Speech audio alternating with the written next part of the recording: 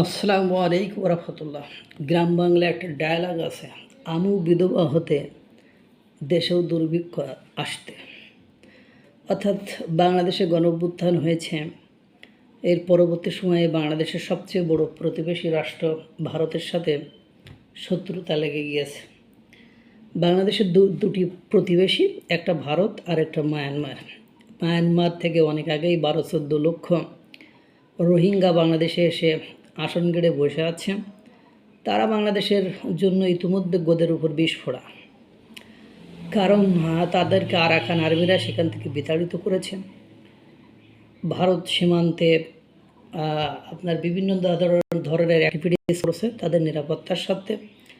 যেহেতু বাংলাদেশের একটা গোষ্ঠী, একটা মহল, তারা ভারতের সাথে যে কোনো মূল্যে সম্পর্ক নষ্ট করতে চায় বা ভারতের সাথে সম্পর্ক নষ্ট করার জন্য ভারত বিরোধী দেশগুলোর সাথে সুসম্পর্ক তৈরি করতে তারা আপ্রাণ চেষ্টা করেছে, এবং এগুলো অদৃশ্য কোনো কিছু নয়। যেমন পাকিস্তান, তারপর তুরস্ক, চীন, এদের সাথে আমেরিকা, এদের সাথে কি করেছে দেখেছেন। এদের সাথে বাংলাদেশের একাধিক সম্পর্ক তৈরি হয়েছে, কারোর সাথে প্রতিরক্ষা, কারোর সাথে বাণিজ্য চুক্তি, কারোর সাথে ড্রোন চুক্তি, কারোর সাথে তেস্তা প্রকল্প, মহাপ্রকল্প, ব্যবসা বাণিজ্য, অর্থনৈতিক অঞ্চল দেওয়া বিভিন্ন সোর্সে। অথচ প্রতিবেশী রাষ্ট্র ভারতের সাথে সুসম্পর্ক তলানিতে পৌঁছেছে এখন এই মুহূর্তে। এদিকে আবার মায়ানমারের সাথে ভারতের সম্পর্ক খুব ভালো। এখন দেখেন ভারত যা করার তার সীমান্তবর্তী এলাকায় করেছে। পাশাপাশি দেখেন পুশ ইন পুশ ব্যাক হচ্ছে, সেটা একরকম চলছে। পাশাপাশি রাখাইন অঞ্চলে জান্তা সরকার, মায়ানমারের জান্তা সরকারের সাথে আবার ভারত সরকারের খুব সুসম্পর্ক। জান্তা সরকার তার সকল অস্ত্রশস্ত্র ভারতের কাছ থেকেই কেনে। দেখেন বাংলাদেশের সীমান্তে মায়ানমার রাখাইন অঞ্চলে, মুংডু অঞ্চলে বিমান হামলা চালিয়েছে, তাতে করে কক্সবাজার বাসী আতঙ্কে আছে, কখন যে কি হয়ে যায় চলেন একটু শুনি। কাল রাতে মিয়ানমারের বন্দু শহরে ভয়াবহ বিমান হামলার বিকট বিস্ফোরণের শব্দে সীমান্ত এলাকা কেঁপে ওঠে। এতে সীমান্তে মানুষের মাঝে আতঙ্ক ছড়িয়ে পড়ে।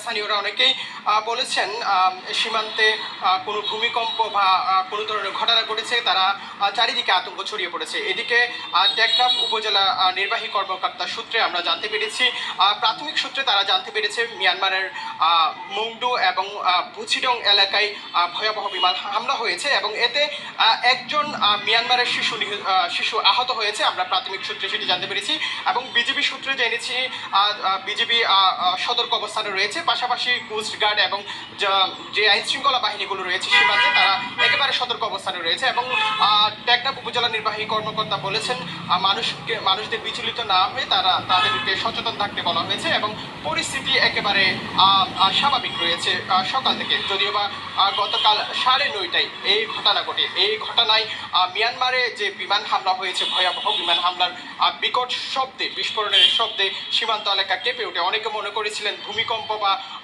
অন্য কোনো কিছু, এমন একটি ঘটনায় পুরো সীমান্ত এলাকার, বিশেষ করে টেকনাফ সদর, কোয়াইকং, নীলাট, এর আশেপাশের এলাকায় একেবারে আতঙ্ক ছড়িয়ে পড়েছে মানুষের মাঝে। পাশাপাশি আমরা যে খবরটি পেয়েছি সেটি হচ্ছে মিয়ানমারে এই বিমান হামলায় প্রাথমিক সূত্রে একজন শিশু আহত হয়েছে এবং বিজিবি সূত্রে জানা গেছে তারা একেবারে সতর্ক অবস্থানে রয়েছে এবং টেকনাফের সীমান্তবর্তী যে কোস্টগার্ড এবং বিজিবি রয়েছে তারা সতর্ক অবস্থানে রয়েছে। এবং আপনারা নিশ্চয়ই জানেন মিয়ানমারের সীমান্ত এলাকায় এর আগেও মোটরসাইকেল এসে কিছু টেকনাফের স্থানীয়রা আহত হয়েছিলেন এবং এরকম ঘটনা অহরহ শুনতে পাই। সেক্ষেত্রে সীমান্তের যে মানুষগুলো রয়েছে তারা এরকম সচরাচর কিছু হলে আতঙ্কের মধ্যে থাকে। রোশন, হ্যাঁ, শুনলেন আপনারা কি অবস্থা বাংলাদেশের কক্সবাজার সীমান্তবর্তী এলাকায়, কি অবস্থা। এই ঘটনাটি যদি আপনার ভারতের সীমান্তবর্তী এলাকায় হতো তাহলে দেখতেন, মানে এটি যদি ভারত করতো তাহলে পুরো বা সংবাদ মাধ্যম এতক্ষণে তালমাতাল করে দিত। বাংলাদেশের এটা আগামীকাল জুম্মার নামাজে দেখতেন দিল্লি না ঢাকা স্লোগানে নামাজে সে দিল্লি না ঢাকা স্লোগানে প্রকম্পিত হতো পুরো ঢাকা শহর। দুর্ভাগ্য হলো সত্য যে ঘটনা যেগুলো ঘটছে সেগুলো বাংলাদেশের জন্য শুভকর নয়, মঙ্গলকর নয়, কল্যাণকর নয়। দেখতে থাকুন ঘটনা কোন দিকে যায়। আল্লাহ তাআলা সকলকে ভালো রাখুক, সুস্থ রাখুক। আসসালামু আলাইকুম ওয়া রাহমাতুল্লাহ।